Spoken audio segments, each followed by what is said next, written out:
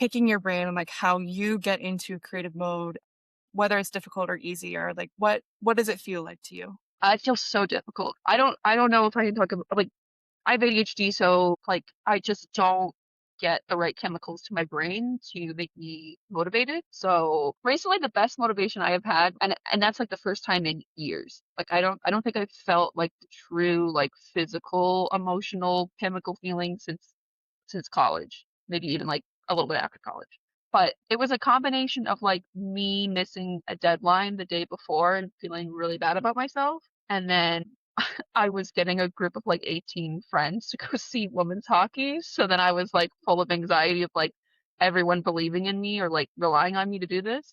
And I was like, wow, shame, anxiety. So I'm not doing good with the positive reinforcement thing, but I Yeah. did get my perfect combination of shame and anxiety. And I like wrote all day. It was really nice. Um, Okay. Other than that, it is like I have to take my medication regularly to get that Yeah. like full body feeling. Yeah. It's hard. It's something that I really struggle with because I'm rewiring my brain. So this is what I'm seeing. We talked about the third house. I believe that the more we like get to know our third house and our fifth house, the better we can access our creative state. The third house tells us like flow. So how do we get into a flow, or how do we learn, or how do we just like use our brain where it's not like working against us? And that's what we talked about with the feral child.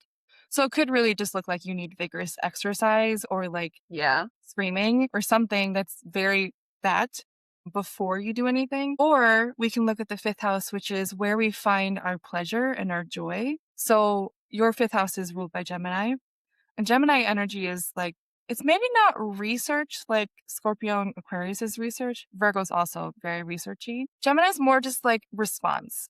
Like getting a really good idea from a video or from a friend, and then you're inspired to respond. Yeah. So that Yeah. could be something like creation and joy and pleasure comes forth from you when you're responding to something, and Yeah. maybe something 100%. specifically verbal.